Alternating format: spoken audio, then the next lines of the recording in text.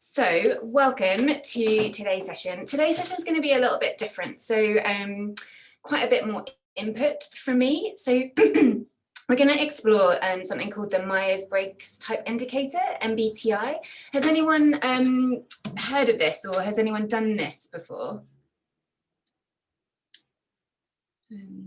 Caitlin's on driving, so she's on mute, no video, and can't really participate, but she's listening. Okay, great. Welcome, Caitlin. Has anyone heard of the MBTI? Used it before, heard of it, or is this all new for you? Anyone? Do I take the silence as a no? It's new for me. New? No. Okay, great. So what the MBTI helps us to do is to understand a bit more about what our personal preferences are, what our what our preferences are, and understand ourselves a bit better, so that we can begin to understand others better as well. So it helps us to understand what our preferences are, and then how that might be the same and or different to people that we're working with, to help us sort of build those positive relationships. So we spoke on Monday about sources of tension, sources of conflict at work, and how can we try to build those better relationships. And one of those ways is kind of understanding us. First step is understanding ourselves a bit better, to understand how we operate, so that we then understand how that might impact on how we work with others. So we're going to explore this today. I would say make sure that you've got a piece of paper in front of you. I'll be talking you through, so it'll be a bit of a different type of session, a bit more kind of webinar-y style today, as I talk through the MBTI, and then but interactive at the same time. So in terms of how we want to work together today, it is quite personal in terms of obviously we're talking about our personal preferences, so I just wanted to be clear about how we want to work together. I know that we, especially this group of us, we have connected for a number of sessions now, but a reminder that we are open, honest, that we trust each other, and that we're respectful, and that we feel comfortable to share and participate. Remembering that what we share here is confidential, and that nobody has to conform. So we're all going to be different, we're all going to have different preferences, and that is fine, because it just teaches us a bit more about being a human and about other human beings. And kind of permission to be who you are, regardless of who else is in the room. And so when I say in the room, I'm talking sort of this Zoom room.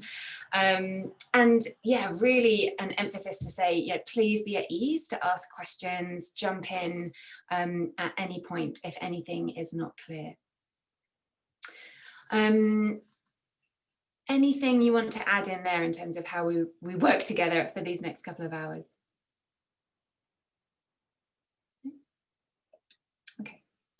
So sort of why do we want to look at Myers-Briggs today?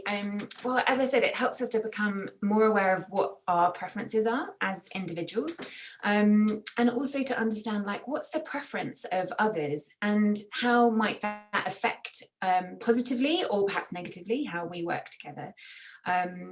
And when used in teams, it can really help to give a vocabulary, give you a language to talk about difference, actually, sort of who am I, who are you, how do I like to work, how do you like to work, and so that we can begin to build an awareness and recognition of the impact of our interactions with others.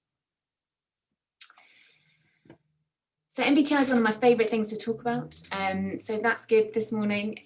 Where does it come from? It's from Carl Jung. So Kinga, I'm sure you'll be familiar with his work, so psychologist, and Catherine Briggs and Isabel Briggs brought this really to kind of try and bring Jungian work to kind of, people like us who are not people like Carl Jung. So trying to make his theories more understandable and accessible for everyone.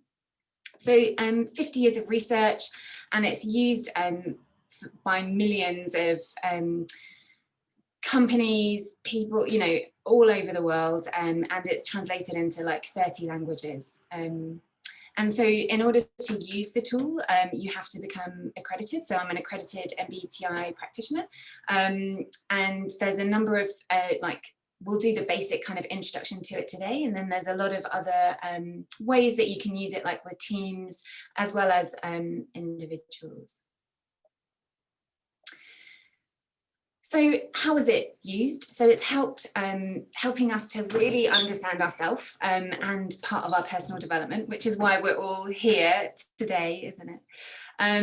It really helps to develop effective teams. As I said, it gives that kind of language to talk about sameness and difference, and build that trust. So we've talked about how trust is ultimately that foundation of an effective team. And if we're able to have those open conversations, and MBTI is one of those tools that helps us to have that kind of conversation. Really helps in terms of improving communication and resolving conflict. Helps us to explore problem solving in terms of how we might make decisions and approach issues. Helps us understand kind of how we might differ in terms of our reactions to change when we're in transition, and also in stress. So how I might respond in stress will be different to you, and that's based around our personal preferences. It's helpful in terms of our career development to know what inspires us, what energizes us, what makes us tick, so that we can try and align our work with our personal preference. And in terms of organizational development as well. So how does it work then? It's a personality framework, and it's based on 4 key facets, and it helps us to explore preferences for where we like to focus our attention, how we like to take in information in the world, how we like to make decisions, and how our approach to life, how we prefer to live our life. And those kind of 4 areas gives us information about our preferred style of working, how we like to interact with others, what gives us energy, and kind of how we make sense in the world. Ultimately, it's just about helping us understand ourselves a bit better, who we are, and just, you know, what does it mean to be human, really. So perhaps Kinga can talk us through Jung's personality theory. What do you say, Kinga? I don't know if she's there. Is she there? Okay, so Jung's personality theory, his theory is based on the fact that every single person carries out 2 types of mental processes. So we take in information, then we make decisions about that information, and that we've got kind of preferred ways of using these mental processes. So the way I do that might be different to yours. So we've all got our preferred ways of how we take in that information and how we make decisions about it.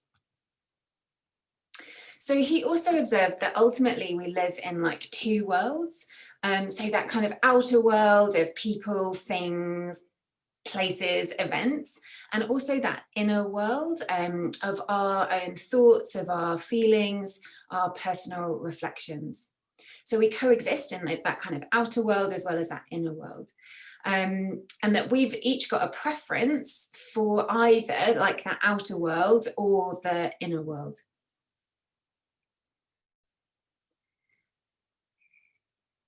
Oh, what's going on? Okay, so he also talked about that, you know, we have inbuilt predispositions. So that have you heard of the nature nurture debate? Yeah. So he argues that we have preferences that are inborn, so that's nature.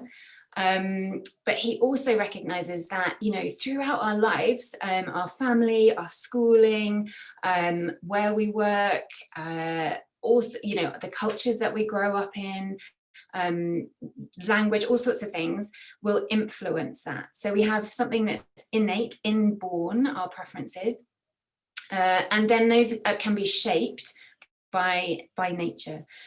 But he argues that those inborn preferences will never change, but they might be shaped by like that external world. So let's look at an example then. So I'd like you to grab a piece of paper. And if you're watching this back on the recording, give it a go as well. So grab a piece of paper. And I want you to just sign your name as if you're signing a contract, signing away. Sign your name. And when you've done it, let's have a look.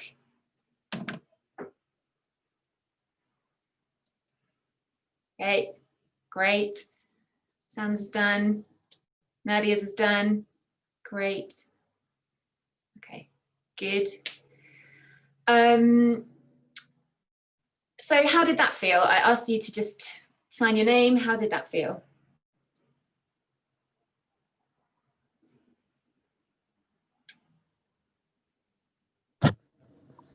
Easy. Easy. Yep. Pick up a pen, sign your name. What I'd like you to do now is swap hands. So if you're right-handed, go to your left hand. If you're left-handed, go to your right. And now sign your name.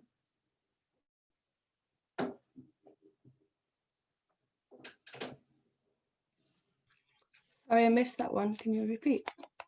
So I asked you just to sign your name. So whatever hand your preference is, right, don't go to left, go to the other hand basically and try and sign your name. Huh, says Sam.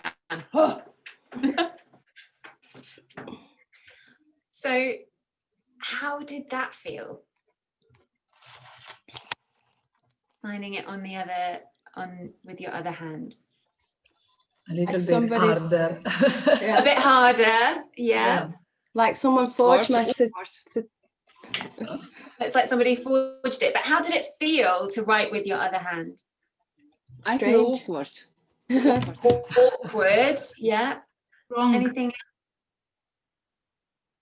Difficult. difficult? Wrong. Oh, wrong. Okay, anything else? How did it feel?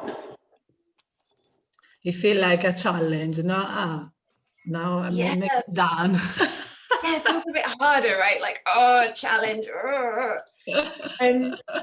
Whereas you said when you were writing with your other hand, that felt easy, natural, can just do it without thinking. This hand, oh, it felt a bit difficult and awkward. But what would happen if I broke my right arm? I'm right-handed. What would happen if I broke my right arm? You will get used to it. I had it. I had to do that. I would have to get used to it. I'd have to start signing a signature with my left hand. I'd have to start getting a bit better at it. Yeah. And through practice, I might begin to get quite good at it. And some people can write really well with both hands, can't they? So what this sort of shows is that we might have a preference. So when we naturally pick up our pen, you know, we have a preference for one hand. And that's what's kind of inborn, unless perhaps we were left-handed and people forced us to write with a right hand. That preference is inborn, but that we can use the other preference, but it might feel a bit awkward. It might take a bit longer, but we can practice that. Yeah. So that's what the kind of Jungian and what Myers-Briggs is based around, is that we all have natural inbuilt preferences, but we can do both, but we might have to work a bit harder and it might feel a bit awkward, harder work, take more energy at different times. So Caitlin, you can't do your signature if you're driving, but hopefully you got an understanding for that. So yeah, so in terms of the basic assumptions then, that, you know, the model argues that preference is inborn, and that we're talking about pairs of opposites or modes or styles. And so we can use all of those 8 modes, some or all of the time. And it's ultimately about preference, not skills and abilities. And that all of these types are equally valuable. None are better or worse. They're all valuable and important, and that ultimately we are the best judge of what our personal preference is. And that ultimately this tool is there to like open up possibilities and not to limit people. So it's not about putting people in boxes or labeling people with the 4 letters that I'll talk to you about. But yes, it's about opening up possibilities and not limiting. So we all have these sort of preferred and non-preferred parts of ourselves. And where those preferred, like our right hand or, you know, our preferred handed signature is quick, it's easy, it's comfortable. Yeah, we can do it without thinking. That non-preferred side of ourselves can feel a bit more awkward, it can be slow, it can take a lot more energy, but we can do both of them. And that non-preferred side can be developed and it can be improved with practice.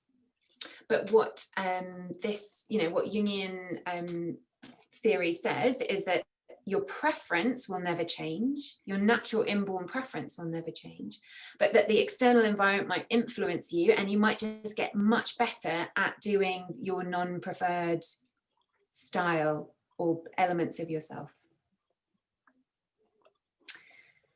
So the model talks about these 4 preferences, which we're going to talk through in a bit more detail. It talks about introversion and extroversion, talks about sensing and intuition, talks about judging and feeling, thinking and feeling, and judging and perceiving. And these 4 pairs of preferences make up like 16 possible combinations, or what's called MBTI types. So if you have ever heard of somebody talking about MBTI, they might have been using all these letters like ABC, and you're like, who are these people talking about A, B, C, D, E, da, da, da, da. I'm ENFP, I'm ISTJ. You might have heard that. So after today's session, you will understand what this enigma of these 4 letters means. And you can also join in the conversation because you'll know what your 4 letters are. And those together form like these 16 different types, which can be kind of viewed like a house. And that will all have preference for like maybe one of these particular styles. But if we think about it like a house, we can jump between the rooms, we can move to different rooms, we can use different preferences and styles, but we might have a preference to spend our time in one area more than others, that natural inborn preference. Any questions? Remembering that there is no such thing as a silly question, and I realize that I'm going quite fast because we've got so that we can kind of have space for discussion. So if you do have any questions, or if I'm going too fast, just please raise your hand. No question. Today you speak very, very fast. I do speak fast. Very, very I am going fast. Do you want me to? Okay, I'll try and slow down. Thank you for that feedback, Antonia. So the key today is about our mindset. So I'm just checking. So Kinga and Sophie are having some internet problems. Sorry, I've just picked those up.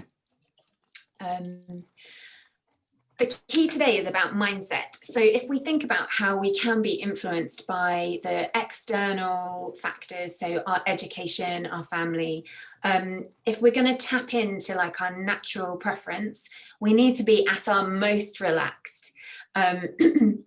So I know some of you are in work right now, so that makes it a bit hard, but I'd like you to imagine, go to your happy place, wherever that might be. So if that is this desert island where you are not working and your shoes are off, you can feel your warm feet in the sand, sunshine on your back, or maybe you're up a hill, maybe you're in a forest, maybe you're listening to rain in a hammock somewhere, wherever that might be, go there. You need to be in that mindset with your shoes off, relaxed, at your most relaxed version of you. It might be helpful sometimes to like even tap back to maybe like your 18, 21-year-old self, which, I mean, even then we've been shaped by and influenced by our schooling. But ultimately we're trying to tap into, our most relaxed selves, because work and education will have influenced our preference. So we're trying to get to the bottom of what is our natural preference. And we'll come on to that a bit more later. But when I'm talking these things through and maybe asking some of the questions, as you reflect on those questions, remembering to come back to this mindset. Your most relaxed, shoes off you. So relaxed, whatever that looks like for you. Not you at work, not you in your role of sister, brother, mother, wife, husband, whatever that might be. In none of those roles that we kind of are assigned in life, it's you as your most relaxed. So let's get started. Making sure that you have got a piece of paper. What I'd like you to do is write on the piece of paper, down one side, ESTJ, and down the other side, INFP.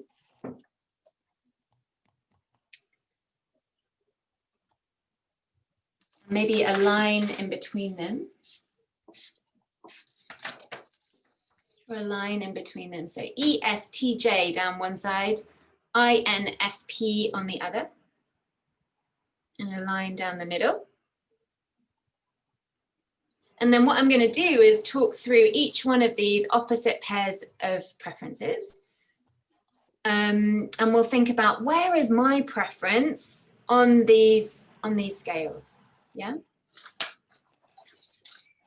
So we're going to look through extroversion and introversion, sensing and intuition, thinking and feeling, and judging and perceiving. And then that will help us to understand where are we on the scale of preference, and yeah, start to move into looking at our MBTI type. Why did we put N when it said I, SN? Yeah, so because intuition is an I, but also introversion, it's an N here. Okay. INFP. Okay. So if we go, yeah, normally this is seen as an N. I'll put that through in a minute as well. So let's start with the first set of preferences around extroversion and introversion. And this is ultimately about where we get our energy from in the world. So whether we have a preference for the outside world, places and things, or we get our energy from our internal world. So those with a preference for extroversion get their energy from the external world, and they like to talk problems through. They speak often first, and then they will reflect. They will often learn best by doing something, so jumping in and getting on with it. And at the end of like a really busy day, the way that people with a preference for extroversion like to recharge is often with other people. So at the end of a really busy day, to go for a drink surrounded by other people helps them to re-energize. And in terms of like their interests, they'll often have a breadth of interests. So lots of different things that they're interested in. So as I'm talking through each one of these, think about, does that sound like me or does that not sound like me? And then we'll think about, where do you sit in terms of the spectrum? So those with a preference for introversion get their energy from within, so from in the inside world. Their preference is to really think problems through rather than talking them through. They like to reflect first and then speak and then act. Whereas those with a preference for extroversion will often speak first and then do something. They learn best by reflecting first. And at the end of a really busy day, those with a preference for introversion will much prefer to recharge like on their own, maybe go and read their book, read the paper on a lunchtime, and perhaps just take some time on their own to recharge before kind of going back out into the world. And they'll often have fewer but much deeper interests. So beginning to think about where might you be sitting on that preference. So remembering that kind of those with a preference for extroversion, it's like that they get the energy from out here. Their natural focus is kind of that external world. Whereas those with a preference for introversion, the natural focus on where they get their energy from is their internal world.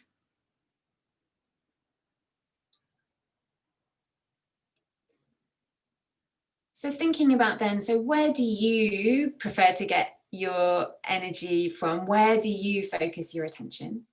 And here are some words that are sort of associated with each preference. So extroversion, some words around like active, outward, people, many, expressive, breadth.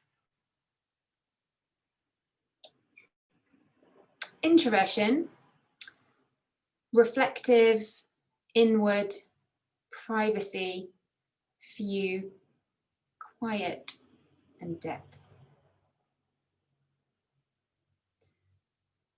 So, and thinking about where you might sit on that spectrum. So looking at your sheet then, do you feel like you have more of a preference for extroversion? So maybe marking it right over here with extroversion. Do you feel like actually I have more of a preference for introversion? So marking it over here. If you're not quite sure, maybe somewhere down the middle, maybe you're like, no, I am definitely extroverted, I'm over here, or no, I definitely prefer to get my energy from the internal world. So mark it on the spectrum where you think your preference might be. Is everybody able to identify where they might sit in terms of their preferences? Yeah? Nadia, yes. George, Sam, Vicky, Sophie, Marina? Yeah? Sam? I think Yeah. more one, but I do think that sometimes I can go like a little bit the other way. So absolutely. So this is the really key thing. So tapping into like, what is your natural preference? Because we will all be able to do both, and we will all need to do both at different times. So there might be times when you're like, as a natural extrovert, you know, with a preference for extroversion, you might just be like, do you know what? I just want to go and read my book and be on my own. I need some quiet downtime. And similarly, those are the preference for introversion. Are like, I just want to go to a bar with like loads of people and, you know, get some energy from there. So we can do both. It's just about thinking, where is my natural preference? So for me, for instance, might be obvious, I have a natural preference for extroversion. But for instance, when I've been working, particularly facilitating like face-to-face, maybe like, you know, when I do a full day's facilitation, I've been out with people, like I've loved it, and it's where I get my energy from, extroverting out in a room of 10, 20, 30 people. But at the end of it, I just want to go to a quiet place. I maybe want to like listen to some music, read my book. I just need some time on my own. Whereas if I've had a busy day, like in an office, I'll often want to recharge by going for a drink with lots of friends. So remembering that we can do both, and we will get better at doing both. So those with a preference for introversion will develop their ability to be more extroverted. So people might describe themselves as an extroverted introvert. So you can use both and. Yeah. So has everybody managed to mark sort of roughly where they might be on their paper? Any questions? Kirsten? Yeah. Yes, I do, because I fell out of the connection when you're explaining. So this is when I came back, when it was the desert island. So is this what you meant? You need to like decide when you're really fully relaxed, right? Yes. So okay. Quickly then for you, Sophie, let's whiz back. We're on the desert island. Tap into your most relaxed self, and then we're going to look at each of the preferences and draw on here where our preference would be. So just make sure that you've got written down ESTJ on one side, INFP on the other. And we're going to look at where we are on the spectrum. We've looked at introversion and extroversion, where we get our energy from. So those with a preference for extroversion like to get their energy from the outside world. Those with a preference for introversion that get their energy from inside world. So natural focus, external or internal, and these are kind of some words that are associated with each preference. Yeah. So then thinking about which one sounds the most like me, extroversion or introversion, and then marking on the scale. So shall we move to the next one? Yeah. So sensing and intuition. So this is about how we like to take in information in the world. So those with a preference for sensing really like to focus on the facts. They enjoy like the present moment. They like things to be real and actual. They will notice and remember a lot of details. They trust experience. They like to sort of close things down. So if there's an issue, okay, what are our next steps? Let's get to a resolution. Let's kind of close this down and move forward. Their feeling is like, you know, if it's not broken, like, let's not try and change it. Let's not try and fix it. Like, it's working. Let's just keep going with that. Those with a preference for sensing like to really be precise and accurate and focus on what is practical and what is real. So, you know, real practical realities. They also like to take in the world like through the 5 senses. Very much about like being here in the present. What do I see? What do I hear? Those with a preference for intuition, and because of the introversion, that's marked as an N. So we talk about N.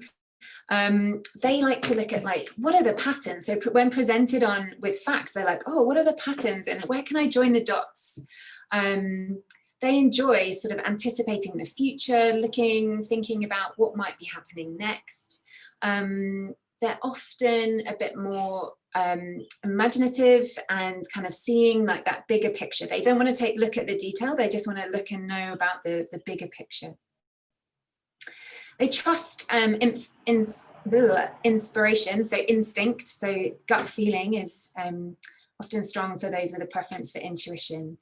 And they really like to like open things up. Oh, what could be some possibilities here? How could we look at doing things differently? And because they enjoy it, they might be like, oh, what's next? Like, why don't we look at this? Why have we tried this? They like to explore kind of possibilities, new ideas, and they're quite stimulated by when things are not clear, so by ambiguity. So you might begin to identify with one or the other there. So this is about when we're presented with information in the world, like how we take it in. Those sensing really prefer to focus on the detail, the facts, the logic. Those with a preference for intuition, much more kind of bigger picture, looking at patterns, new ideas, exploring kind of possibilities. So those with, again, a graphic kind of representation, like, so those taking in with a preference for sensing will take it in a very logical, sequential, step-by-step way, like working through step by step. Those with a preference for intuition, much more like taking in that bigger picture, just want to hear a snapshot. Okay, yeah, let's keep that top line. Let's not get into the detail. Whereas those with a preference for N would want to get into that detail. So how do you like to take in information? So some words that are associated with each preference. So those with a preference for sensing, it's about details, present, here and now, about being practical, what are the facts, what's logical here, sequence, repetition, enjoyment, perspiration, literal, so very, very literal. Intuition, patterns, future, imaginative, innovations, random, variety, anticipation, inspiration, and symbolic.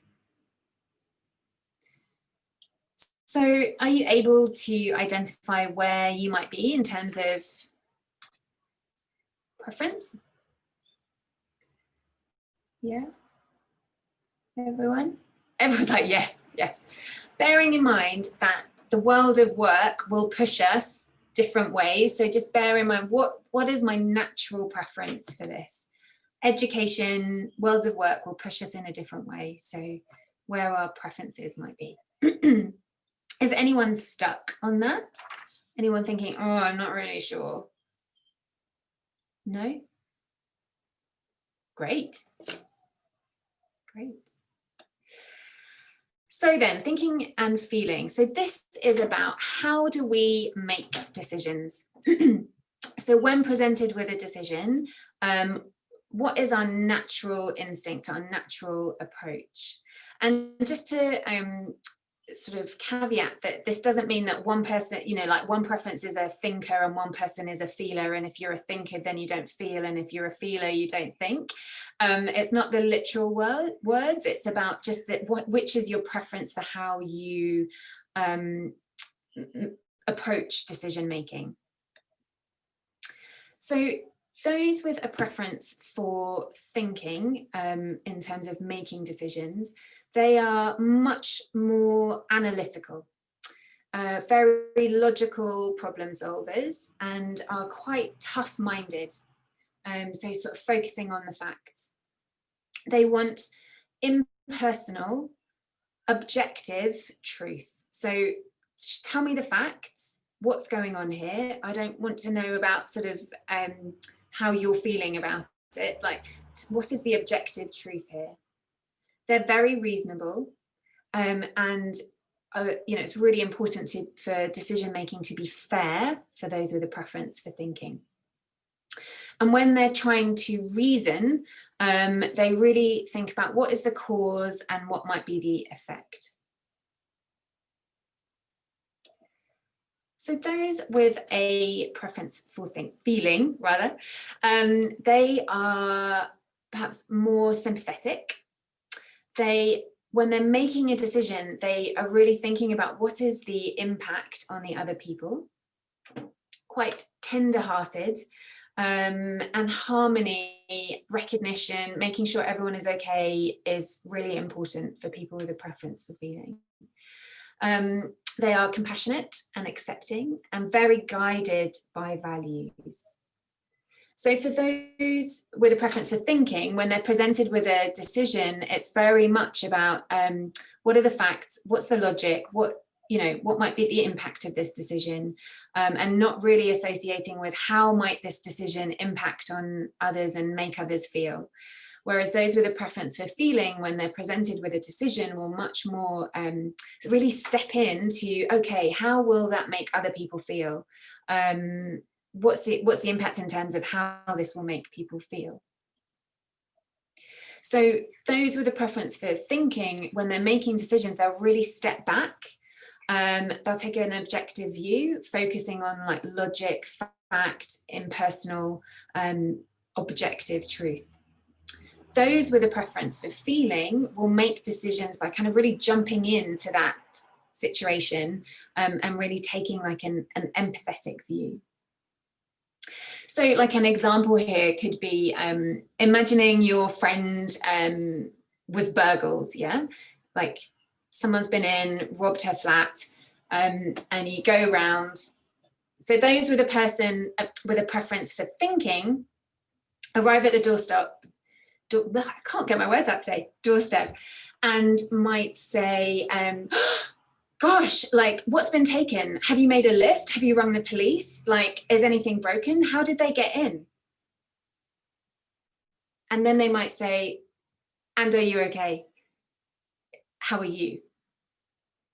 Whereas those with a preference for feeling, their immediate, they arrive at the doorstep, their immediate thing is like, are you okay?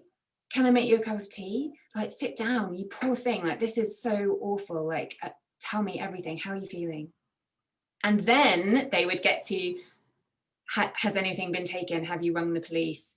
So both the T's will get to the F and the F will get to the T, but it might just be how you respond in a moment, and like how you would approach like decision making. Another example that I always think about with this is I was working in a team, and there were like 4 of us, but we kind of had our backs to each other. And one of the team was like, oh, I've really got a really bad headache. Oh, it's really bad. And I heard like Myers-Briggs like playing out behind me, because one colleague said, oh, you poor thing, are you all right? Can I get you a cup of coffee or anything? And someone else was like, I've got paracetamol. Do you want paracetamol? Rather than the kind of, is everything all right? So just looking at like, what's the logic, like what's needed here? So words that are associated with each type. How do you like to make decisions?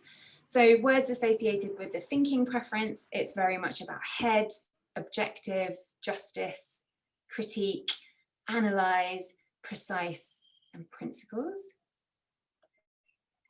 Those with a preference for feeling, much more about the heart, subjective, personal, harmony, appreciative, empathize, persuasive, and values.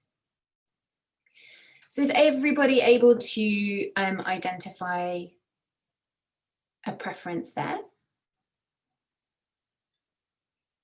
Yeah? Antonia, Sophie, can you? Yeah? Yeah, no, all good. This one's quite a hard one because it's quite hard to get yourself up. Like when you're at work, I feel like trying to get yourself thinking out. Like when we're at work, like, so this is one of the things. So work will force us to be much more on the thinking side. Yeah. We have to be much more logical, much more like, what are the facts? Work will push us that way. But it's about remembering what is our natural kind of instinct. So I was trying to use those more personal examples of what's hard to identify as our natural preference when we've been in a work situation, but so many work situations, education situations that kind of push us perhaps more to thinking, that we might not be able to remember, like our natural preference might be more around that feeling approach. Yeah. Anyone else got any, are you able to identify? Yes, no? Shall we move on? Last one. So judging and perceiving. I'm just going to turn this heater off. It's so cold out here, but I put the heater on and now it's absolutely boiling. Judging and perceiving. So this is about how we like to live our life, our kind of approach to life. So those with a preference for judging, and also just to be clear again, it's not about this person judges and this person perceives, it's just words that describe this preference. So those with a preference for judging, they see the world as something to be organized. So they prefer a really planned and orderly way of life. They like to bring things to closure. They really like to make plans and stick to them. Don't really like kind of last minute changes. And they dislike working under intense pressure. If they were kind of going on a journey, they would get the map, plan the map, look at the route. Okay, to get there, which way do we need to go? Plan their route before they set off. They really enjoy making decisions, and they have a deep sense of satisfaction when they get things done. So those with a preference for perceiving, on the other hand, prefer much more of a flexible, spontaneous way of life. They, instead of coming to closure. They like to keep things open, kind of go with the flow. I don't know how I feel today. And they're really energized by like last minute pressure, last minute kind of changes of plans. They might only look at a map when they're lost. They might only read instructions when they can't get things to work. And they really like enjoy the process. So it's not necessarily about making a decision for them, it's about part of the process. And those with a preference for perceiving are often very resourceful. And if there's a really strict plan, then they'll often feel quite constrained by it. So some different examples of this might be shopping, thinking about, you know, a weekly shop. So those with a preference for judging will often prefer, like, we'll have like maybe a preference for meal planning. We'll go shopping perhaps once a week. Salmon for Monday, chicken for Tuesday. We'll have like a veggie balti on Wednesday. Right, yeah, so that's all mapped out, planned, organized, sorted for the week. Those with a preference for perceiving will be like, I don't know what I want to eat tomorrow. I'll just pop to the shops on my way home. I don't know, I'll pick up something when I feel like it. How do I know what I want to eat on Friday? It's only Monday today. Those with a preference and holiday planning. So those with a preference for judging will, you know, maybe have a spreadsheet for the holiday, have everything mapped out, all of the hotel bookings sorted, and this is how we're going to get from A to B, and we'll get the train from here, and we'll and on this day we'll do that, and I've booked in the sightseeing here, and everything's kind of planned, often down to like the last minute of like, and we'll have fun here. And whereas those with a preference for perceiving in terms of, you know, how we might plan a holiday, might book a flight, maybe the first night. So we've got somewhere to stay. Then, I don't know, let's just see if we like it. If we don't like it, we'll move on. So quite a different approach.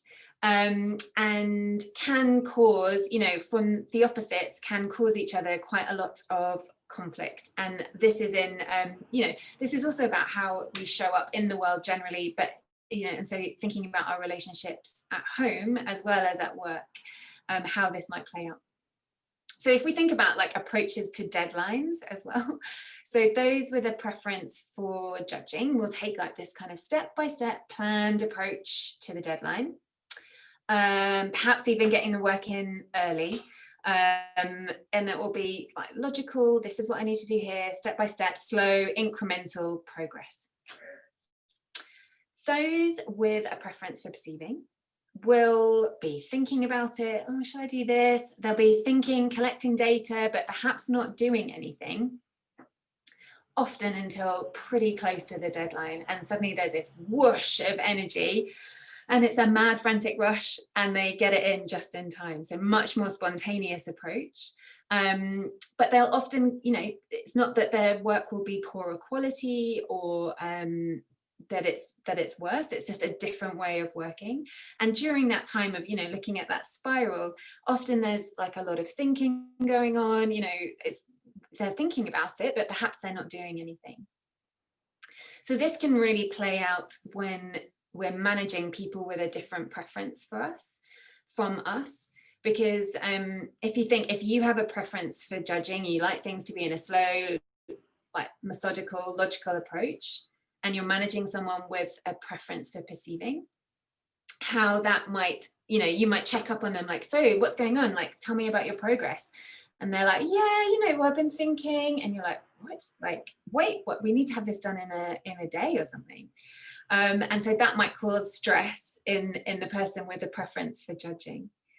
Whereas also those with a preference for perceiving, if they're managing someone with a preference for judging, who are taking that planned logical approach, might set them off on a task. I need you to do A, B, C, D, E. So the person goes off, starts working on that, you know, okay, I've done a bit of this, done a bit of this. And then the manager with the preference for perceiving might come along saying, oh, you know what, I've had this great idea. Like, why don't we do this? We could do what I've had some new thoughts about this. And the person with the preference for judging who's taken that like brief is like, this is so annoying. So it can be a source of tension. Also at home, it can be a source of tension if you think about the shopping and the holiday examples, for instance. So how do you choose to live your life? Those words associated with judging then. So organized, structure, control, decisive, deliberate, closure, plan, and deadlines. Those are the preference for perceiving. Flexible, flow, experience, curious, spontaneous, openness, waiting, and discoveries. So, are you able to mark on your piece of paper where your preference might be? Do you have more of a preference towards that planned and organized approach, or more of a spontaneous approach to life?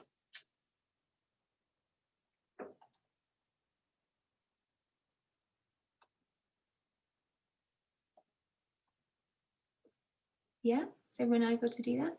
So then what you should be able to do is see, okay, so I've got more of a preference towards E, I've got more of a preference towards S, I've got more of a preference towards feeling when I'm making decision making. I prefer more of a planned, orderly approach. So what that might give you, what that will give you is 4 letters. Yeah. So if you write at the bottom what that is.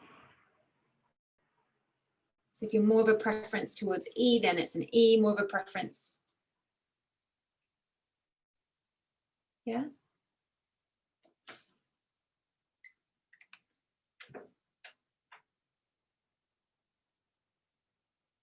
So type in the chat what your 4 letters are. Ooh. There should be one of these combinations.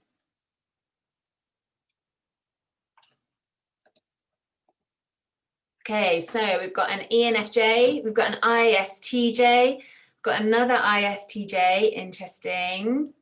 What else have we got? INTJ, ENTJ, ISTP. Great. Anything else? How is that, everybody? Yeah, I think that's everyone. ENFJ. So we've got quite a good mix here. We've got some ENFJs, ISTP, ENTJ, INTJ, ENFP, ISTJ, ENFJ. I'm fascinated by the amount of Js we have in the room. We only have 1 P. So I might challenge you a little bit on that, in that that is one of the ones that the world pushes us much more towards. So if you think about the world of work, the kind of natural world of work really favors ESTJ. So if you think about like the global world of work, you know, it really forces us to be out there extroverting with people, making those logical decisions, taking in information logically, making those kind of factual decisions, and having a planned and organized approach to work. What that means is if we have any natural preferences on this other side, it just makes it a little bit harder for us to kind of operate in the world a bit, because we're always operating in our non-preferred style. But because the world of work and education forces us over here, we can become really, really good at it. Like that handwriting exercise, we can become really good at that other side, to the point that we might forget what our natural preference is. So when we are also thinking about how we approach things at work, it will often be here, because, you know, we need to have that checklist and we need to have things done in this way, and it makes life easier. And so it will push us much more towards that J side. So yeah, I'm sort of challenging you a bit around that, in that is that your natural preference, or is it the world of work, the world that is pushing you there? On that note, like a side story about that. So a great friend and also colleague, and someone I collaborate with regularly, she has been using my Myers-Briggs for years, and this was a few years ago though, to be fair. She'd come out to Bangkok, she was running a leadership development program, and then we were running a management program together. I can't remember the details of the story, but to say that, so she had always associated herself, and so bearing in mind, like, she's an accredited practitioner and she's like done regular self-development work around MBTI. She had always associated herself with INTJ. So she's like, yep, this is me, this is me, this is me. We were running a program together, and then there was a bit where we were running action learning sets, and so there was a natural break where one of us could kind of spontaneously actually take a bit of a break and the other person would facilitate. And I was like, why don't you go and grab a coffee? I'll take this group, you take the next group. So it was like a last minute change of plan, and I'm like, okay, great, like, I'll do this, like, you do that, go and get a coffee. She went off and sat in a coffee shop, so last minute, spontaneous, sitting in there, and she was like, I'm loving this, why am I loving this? And she suddenly had this recognition, like moment that, oh, I think actually my natural preference is perceiving, but the world, and this was her at the age of 45, the world has forced me so much into believing that this is my natural preference, that she'd always identified as a J, and then had this like evangelical, you know, like la moment of, I think my natural preference is actually perceiving. So just a little anecdote there to kind of challenge you around your J's and your P's. Great. So I'm just again looking at your different types. That's really cool. So what this gives us then is those 4 opposite preferences can give us these 16 personality types. And a reiteration that each one of them is equally valuable and important, but they bring different strengths, and we might kind of move around as well. So people might often say, oh, I did the MBTI like 5 years ago and I think mine has changed. I would argue, and the model argues, that actually your natural preference will never change, but what might have changed 5 years on is that you've got much better at using that non-preferred side, and when you're answering the questions, what often happens when we're thinking about why I ask you to think about that desert island mindset is because sometimes when we're thinking about these questions, we're viewing it from our kind of world of work, world of education, and not our natural preferences. So if we think that the world pushes us to this side, ISTJ, it's sometimes hard to see yourself on the other side. Yeah. So in the chat, you will see that there is a handout called the MBTI type descriptions. So I would encourage you to open that up, and in there it has a short description of the different types. So have a read through, and it's very short.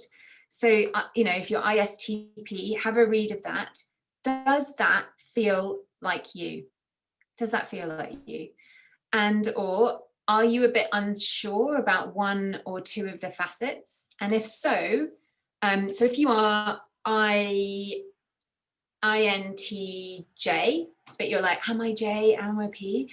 Like, have a look at the INTP profile as well. Does that feel a bit more like you? So I'll give you a couple of minutes to have a read through of that. I'll pause the recording. Kirsten, I can't see where the handout is? It's at the top of the chat. Can everyone see the handout? Is it I just can on my chat? I can only see. You can Caitlin. see it. So No. Victoria can.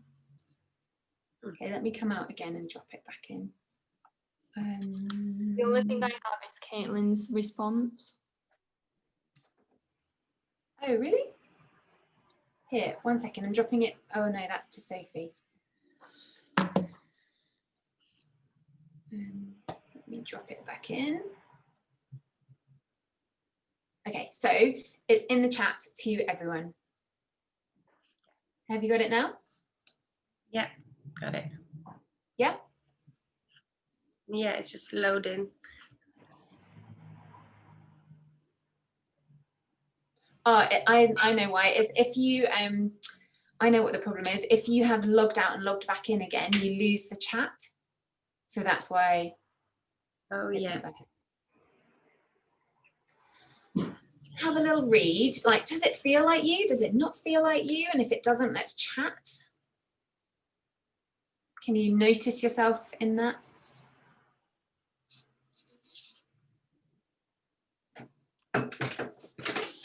I'm not used to sitting while I'm like facilitating either. It feels very weird.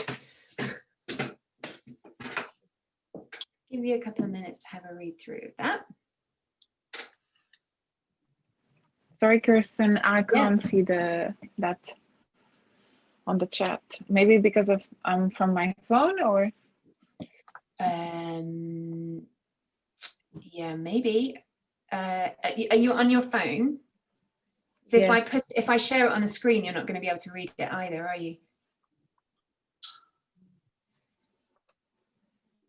I can share it on the screen if that's helpful, but it'll be kind of weeny. should we give it a try? Okay.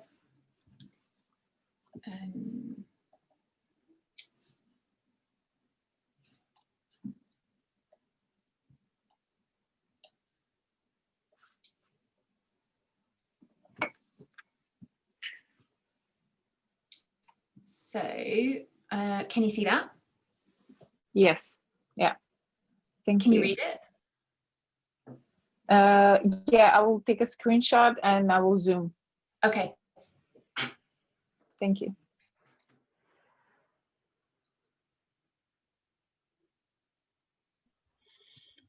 Kirsten, so there's Yeah. one small part in it that I wouldn't feel agree with, like it says can present a proposal or lead a group discussion with ease and tact. So I don't think that confident to like be a teacher, you know, like a group discussion. So that's one thing I don't agree, but everything else, yeah. Okay. So which is your type? ENFJ. ENFJ. Are any of the facets, any of the four things, like, are you a bit less sure of, or do they all seem pretty clear to you?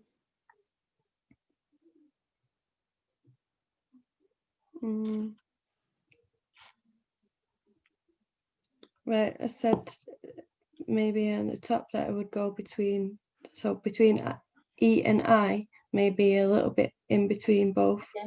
So maybe have a look at INFJ and look at whether that feels more like you. Okay. Have a look at INFJ. Nadia, how are you getting on? You're on mute.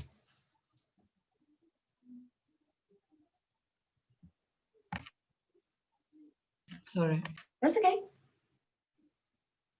On mute still, Nadia. Ah. Better. No, it's like I'm in between the last one, no? Because yeah. I realized I was born like a P, but after I become a J, no? Because otherwise I lost a lot of time. Totally. And like, yeah, we realize that to be efficient in the world, we have to be more J to a certain extent, don't we? There's systems and processes in the world that force us there. So yes, it's true. Yeah. So that's why when I go too much in the J, no, Sometimes I feel better if I jump back on the P because I think it's my inner nature, no? But Yeah, absolutely. Because when we can be good at it at the other side, but it might take more energy. And so what's really interesting about this is if you notice that you're sort of feeling a bit de-energized and think about what you've been doing, it might be because you're using the opposite side. So whether that is P to J or S to N or E to I to E, like if you're noticing that something is taking a bit more energy, sort of noticing like why it might be against your preferences. So we can all do it. It just might feel either a bit harder or just take more energy. But we can all be brilliant at both sides. We can learn, flex, and adapt to both sides. Sophie, how are you getting on? Right. Yeah, no, pretty well. I was just looking at all the different ones. So I put ISTP. So yeah, I think that's pretty accurate. And then I wasn't sure, like with the T and with the thinking and the feeling, I just looked at that. So I've just been looking at the different options where I wasn't sure which. Yeah, cool. Yeah, pretty accurate, I think. Good. Vicky, how are you getting on? I'm also reading through this too. I think I'm still ISTJ more than ISTP. I probably can see myself doing the P sometimes. Yeah. But I'm still more J than a P. Okay. Does it make me a bad person? No, this is the thing. They are all equally valuable and special. None are better or worse. No, I did a human systems dynamics course last year, but with these American facilitators, and all they said through it was like, "There's no naughty or nice." So there's no naughty or nice with MBTI. Like neither are better or worse. It's just different. No naughty or nice. Who else have we got? Antonia, how are you getting on? I'm like peering over here because you're over there on my screen and realize I must look quite peculiar. How are you getting on? Okay, my type like ENTJ, but what I'm reading description about this. Does that feel like you, ENTJ? No, actually not. Okay. Maybe I have been like this when I was 25 years old, like everywhere talk like and G, I think I'm like, and P and G. You see both? Yes, I feel both. Something from G or something from P. Yeah. I have. But if be more natural, it's like close eyes and don't care about everything. Oh, don't care about everything, about how I have to be. Probably I am more P. Yeah, because so I don't like to read map. I don't make shopping list. I just like to go to shop and. But but of course in life I'm more organized. Yeah, your natural preference then, it sounds like, is a P. But the world has pushed you more to J. And that's fine. It happens to all of us. But it sounds like your natural preference might be more for P. Yeah, I would like, I don't like to read something. I just. Great. Okay, thank you. Good. George, how are you getting on?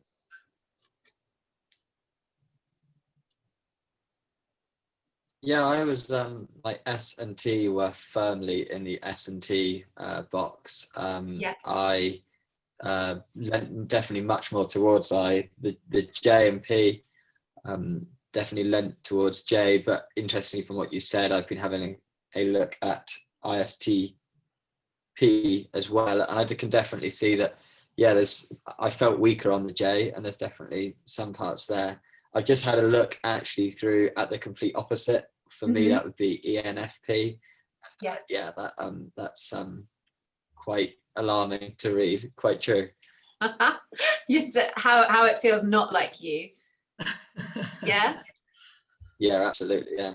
Okay. things that maybe I probably taken criticism from, and you can read that and think that's quite fair.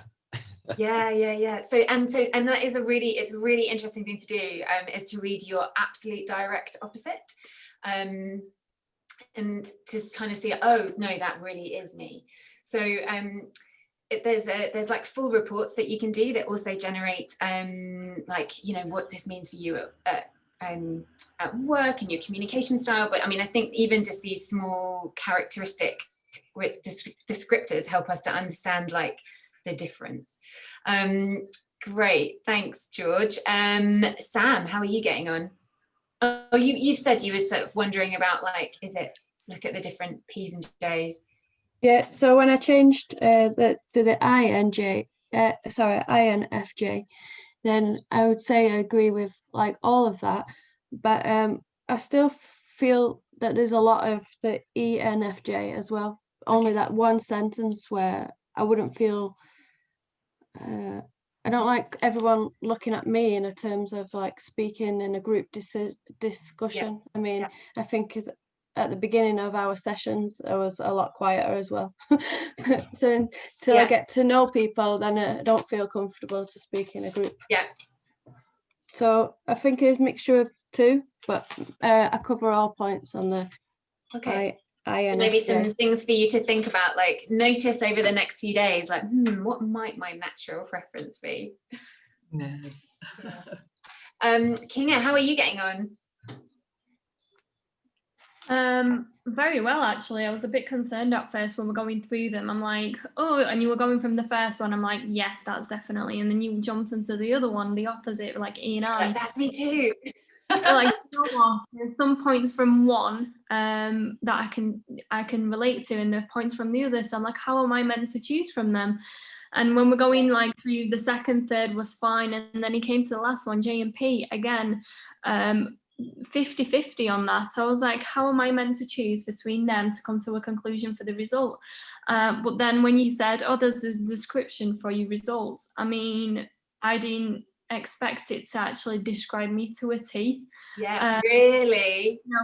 I didn't realize that just doing this test, you were able to sort of see yourself on a piece of paper, like being described, because sociable, popular, sympathetic, 100% me. I'm very much an empathetic person as well. I watch a movie and there's like a granddad and he sees his family and they all cry and I cry with them. I see a dog seeing a soldier coming back home. You know, they're like really joyful and I'm crying. So very much an empathetic and sympathetic. So.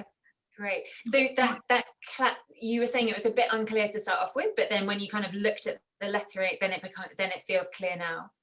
So yeah, at first when you were going through them, you know, you say, oh, very much an extrovert, like to socialize. You know, I can go up to a stranger in a coffee and have a full-on conversation without a problem.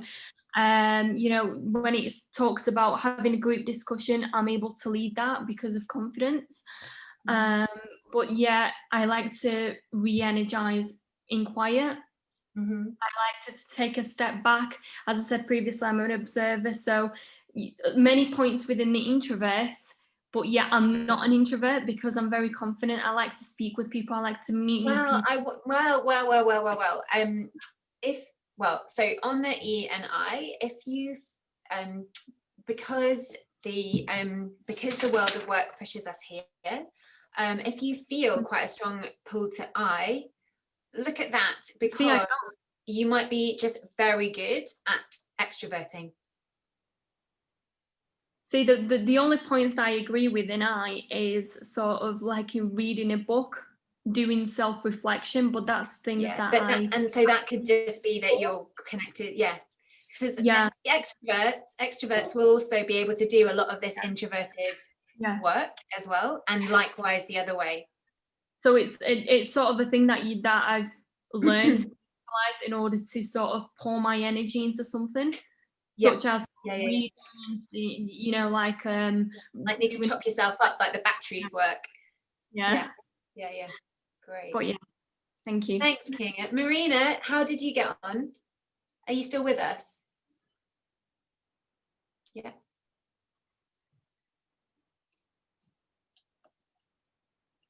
We can't hear you.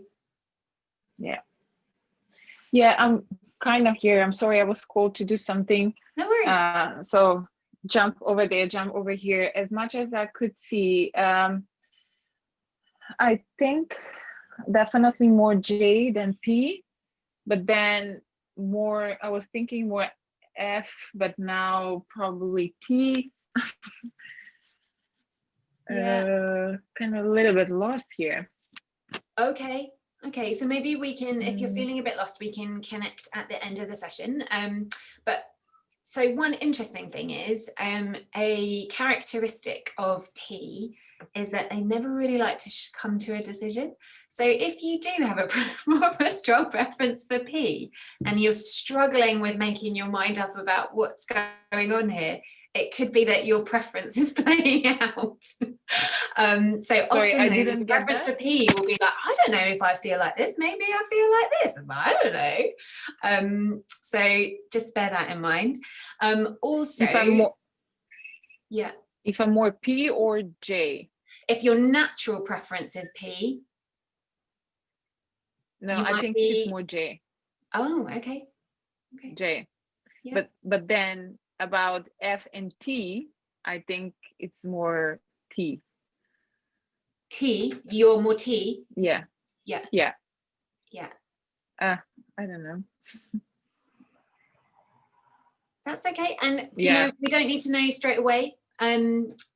We have our whole lives ahead of us. It's all a journey, isn't it? So don't have to know straight away, but I'm more than happy to have chats afterwards if there's things that are not clear. I'm just going to move you over here. So let's stop sharing there. Come back to here. So we can see that, and I think it's really interesting, George, that you were looking at like what's your direct opposite, and that can give you some really useful information, but also then thinking about what does that mean for how I work with people, what does that mean for how we work as a team? So remembering that, like, you know, deciding your MBTI type, it might not be clear straight away. And often that is because of all of these like external influences on us. So ultimately, like your self-estimate, and that's what we've done today in the room, is the best. You are your best judge of who you are. I just wanted to put this up here. What do you think I'm meaning by this statement?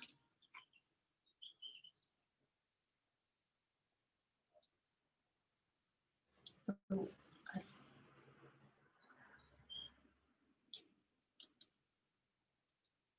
what do you think I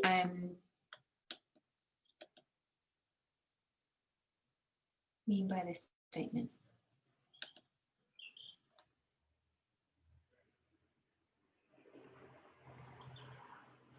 Anyone? Do you mean that although people sort of categorize themselves into the ENFP, there are some factors that influence their behavior and reactions and the way they approach situations? And I think it may also depend on a situation, on people you deal with.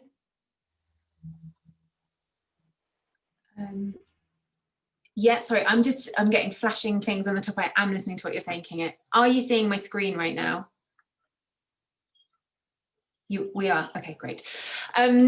So yes, so it is about like, so basically that if you are so I saw there was quite a few ISTJs in the room, ultimately you will share, you have similar qualities, but it means that you're not exactly the same. So we are all unique.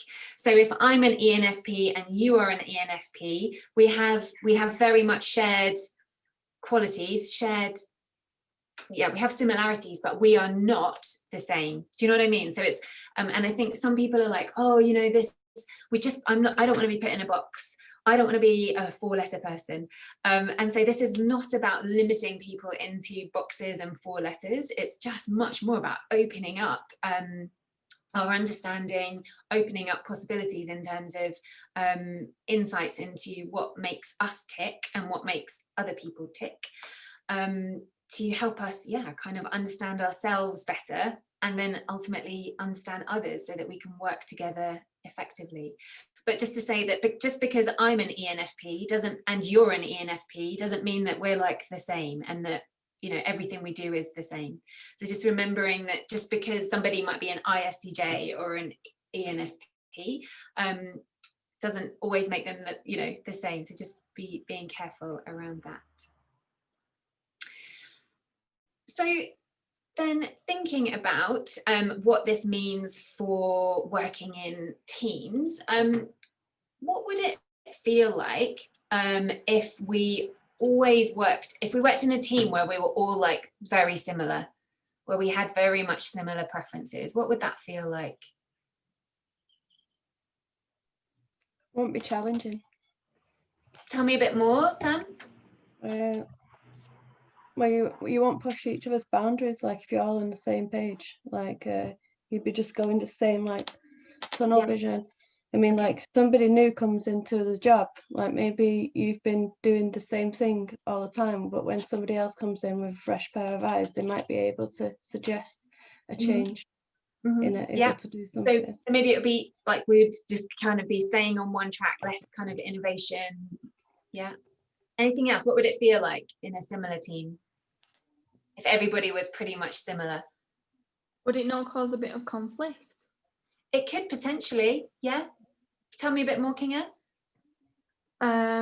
If, for example, you're a person with a strong personality and it's hard for you to see that others' opinions can be, you know, of a value, that could cause a bit of conflict. So I don't know whether you understand what I'm saying. So if you've got two people that are very strong-minded and be like, no, I'm right, no, I'm right, because of the same personality traits and behavior, then I think it would clash. So that's why, as Sam said, you need somebody different to have fresh pair of eyes, different strategies and methods. Yeah, definitely. Anything else? What would it feel like if we were in a similar team? Would it feel good or not so good? I actually think I might feel quite good. I know when I sit down with some of the HODs and run through like their jobs list, if they do it in the same format that I do it, and we get through it very quickly and we're both quite happy, and it's nice and easy. And when somebody comes in and does it very differently, I know I struggle, and I think they end up struggling as well. So I think it might feel good, but I completely agree with Sam and Kinga. It's probably it's not going to lead to a great end goal if everybody's doing the same thing. Yeah, so it can feel awesome because you're like, yeah, we all think the same, like let's just do this, like come on, we can get things done quickly because we all agree, because this is it. But like probably like not that much new and exciting ideas. And so, oh, hang on, I've lost you. Where have you gone? So if we work in similar teams, it can be, like awesome, like come up with quick solutions. You will share the way that you like look at data. Like I love the way that Georgia, like, yeah, and you know, if they approach it in the same direction as me, that's great. But there can be like some really huge blind spots. As Sam was saying, like maybe we've just got complete tunnel vision. And also that we might not make others who have like a minority preference feel very welcome in the team. It might be quite hard. So it could become like quite exclusive. And you might, you know, they might not feel comfortable to share their opinion, or you know, they might not feel very accepted in the group. And so it kind of, if you're in a very similar team, it's important maybe to think about how you can be conscious about bringing in a different viewpoint or a different approach to like help you with that diversity of thinking. But if we think about that on the flip side then, so if you were in a team where everybody was different, what would that feel like? How would that work? There'll be a lot of conflicts, I think. Okay, tell me a bit more. Well, I don't know how to explain it, but I think it's just the way of doing things. It makes people conflict a lot. Mm-hmm. I think it's just natural. It comes to like in simple relationships. If you are so different, you might come up with a lot of conflicts between each other, which is not going to lead anywhere. Yeah, Potentially. So there could be a source of conflict because we're very, very different. Yeah, So that could be a source of conflict. Yes. What else? How would it feel if we were all different in the team? Could feel a bit uncomfortable, could be conflict. What else? It's like on market, everybody talk at the same time. Okay, so we might not be able to get anything done because everyone's like, my ideas. Yeah. Yeah, Anything I think don't approach any ideas or deadlines and everybody, oh, let's do this. Okay, so we might have so many ideas, we can't do anything. Let's do this, let's do this, let's do this. And we just never actually get anything done. Okay, yeah. Anything else? You wouldn't know how to support each other. Sorry, Kinga, didn't hear that. You wouldn't know how to support each other. Okay, because we're so different, we wouldn't really understand what each other needs. Yeah. So diverse teams can be awesome, but they can also be challenging too. So both of them can be great, but it's about being aware what is the makeup of your team.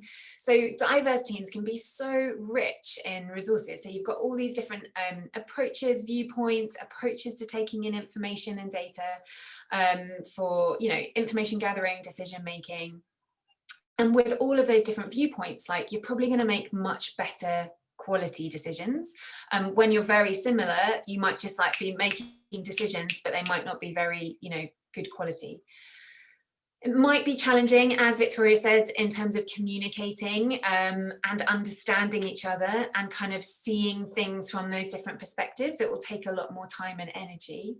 And that problem solving and decision making might take a lot longer because there's such diverse opinions. But kind of recognizing where is your team, like, are you all very similar? Or are you very different? And where might be some of the points that you need more diversity or perhaps a bit more kind of bringing together your thinking? So thinking then about like, what does this mean for you and your teams? You know, where are your teams now? Some reflection questions. I was going to tell you another story, but it's completely gone from my mind. It was something about similar and diverse teams, but anyway, it'll come back to me. Before we go into reflection planning, so you have got to know me pretty well over the last 6 weeks. I've given away one of my facets, if you were listening properly, but can you guess what my type is? Do you think I have a preference? You said extrovert earlier. Yeah, I've given one away, haven't I? So you say extrovert, so E, yeah, what else? So do you think I have a preference? How do I take in information? Do I like detailed logic or bigger picture? And bigger picture. I guess S. S. N. S. So come on, what's the decision here? S or N? N, for me is N. Who else is saying N, or are we saying, some of you are saying S? So we'll just pop it in the chat and then see how many. Yeah, okay, put S or N in the chat and let's see. Okay. Got 2 N's so far, 3 N's. Okay, so N's are winning, but we were a bit undecided, but we're saying like bigger, no, the N's are winning, aren't they? So bigger N, small S. Do you think I have got a preference for making decisions, T or F?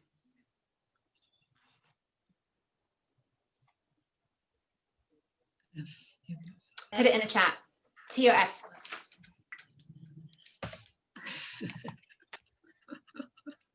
F, F, T, F, F, F, F, T, oh. Okay, so got more Fs, but we did have a few Ts. Do you think I have got, how do I like to approach the world? Planned and orderly or spontaneous? P, P, P, P, P, P. Well, this exercise hasn't really worked very well because I think I've let you know too much about myself because I am an ENFP. So that's me. It's fascinating, George. We are polar opposites. And what would that mean if we were to work together? So what's really interesting is if I often do this, people will say E, S, T, and J, because that's how they perceive me in a room, in a workplace. What I'm trying to demonstrate there is that now that you've got a bit of understanding about Myers-Briggs, just be careful about labeling others. So what I'm saying is that it is helpful for us to understand a bit about, it gives us data about how I like to show up. And then when you look at other people, you're like, oh, they definitely like to organize and plan. Or maybe this is why we're not working together. But remembering that if we're thinking about our natural preferences, when we go to work, we might show up differently. So when I am at work pushes me to be ESTJ, right? Yes. Like I have to make those logical decisions and take in information in kind of like a logical way. I have to make factual decisions and I have to be planned and organized. Do I know what I'm going to have for my dinner? No, no. And please don't make me plan my holiday on a spreadsheet. But do I have a lot of spreadsheets for work? Yes, because it makes me feel, like I'm in control. So just remembering, just be careful when that people might show up differently at work to their natural preferences. That being said, it still gives us information about, you'll get a feel, won't you? And for like how people, whether they get their energy internally or externally. So yeah, just a kind of, but I don't think it really worked there because I bared my soul to you in an action learning set last week. So you got much more of an insight. Good. Okay, so let's just go into the final reflection then. Thinking then about what does this mean? So we've talked all this through. What are some of the things that really appeal to you about the MBTI? What are you taking away from today's session? And maybe what do you plan to do differently as a result of what you've learned? And either for yourself and or for the people that you work with. So what does that mean for you and your teams? So what I'll do is I will put you into breakout rooms. I will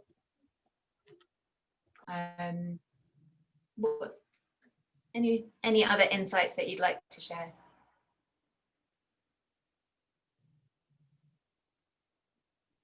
What me and Nadia discussed was that it would be very beneficial to do it on board or even at workplace if others are willing to do it. But on the other hand, it can be challenging because it's not very accurate, is it? Because, as much as you can lean towards one or the other, you don't have 100% sort of guarantee that you are this sort of type or this type. So for your team to do it, and for them not taking into consideration the points that are a reflection of the letter, they can also, oh, I'm just an I, but yeah, I'm not an I. And then when it comes to actually decision making, and it will come to sort of team cohesion, especially when the guests are on board, it may cause a bit of conflict. But it is useful, it's beneficial because, as I said previously, the description actually gives you an idea of who you kind of are. And what you like and what you don't like, so it is really of a benefit, but it can also be challenging. Yeah, I would definitely agree. It's a brilliant tool to use in teams, and I've used it a lot. And as I said before, it like kind of gives that language that you're able to then talk about difference and how you work together. I've really encouraged, if you do it with a team, like that it's facilitated, because I think some people use MBTI, but they're not, it's not then well facilitated, which I think then can cause conflict. And when you were saying that people, it's not 100%. So I think another way of using MBTI is also using the self-assessed reports. And then you use both. So you'd use the way that I've talked it through, and then you also do a report, and then you match the two. And we've just whizzed through it in like 2 hours today. But you know, like with a team, I would normally do a full day, and we'd use a lot of different exercises to explore the E's, the I's, the S, the N's, T's, the F's, J's and P's. And so that to then really help people sort of see it from the other side so that they get a bit clearer on it. But in a team, I think it's really helpful to raise awareness of where we're saying, where we're different, and what we might want to be doing differently more of to work together effectively. But yeah, Kinga, thanks for that. Kirsten, when you said that you have used it in teams, you also discussed that it depends on the situation and the environment you do it in. Do you give them a bit of a task for them to reflect on in their own time, or do you do it together, or how does that work? Because I may assume that the situation you do it, or even the time of the day you do it in, also will depend on the result. Because if I'm in the mood, walking up, need coffee, being really judgy, the overall result of that would be totally opposite to my true self. So when would you suggest to actually do it if we were to implement it? So I would argue that it wouldn't change. I think the important thing is that it's about mindset. So it's about creating the mindset for being your most natural self. If we say that preference is inborn, then that's never going to change. It's about making sure that the individuals understand that when they're answering their questions or when they're identifying with the different preferences, that it's from your most relaxed self. It's not from you, Kirsten, at work having run from a meeting and in a workshop. It's you, Kirsten, as your 18-year-old self with your flip-flops on, and you know, so I would argue it actually wouldn't change, and it doesn't matter what time of day. What matters is about creating the environment and making sure that the mindset is relaxed and connecting back. And it's really hard. The older we get, the more work experience, the more, you know, the world shapes us. It's harder to reconnect back in with what is our natural preference. So it takes a bit of mindset. So sometimes, so what's really useful is when you do the reports, it's fascinating, is that, I don't know, the reports come out like ESTJ, because basically people have answered the questions thinking about them with their work hats on. Then we go through an exercise like this. And then they're like, oh yeah, a bit like George did, where he's like, oh, I thought it was J, but now I'm thinking maybe I'm a bit more P, but thinking about my natural self. And then we have a conversation about that, like Sam did. So Sam was like, that doesn't really sound like me. So like, flip it the other way. What does that fit? Does that feel more like you? And so having a bit more of a conversation about that. I'm doing all the talking here, not you. So, who else has got any reflections, questions? What jumped out for you today? What did you like? What are your insights?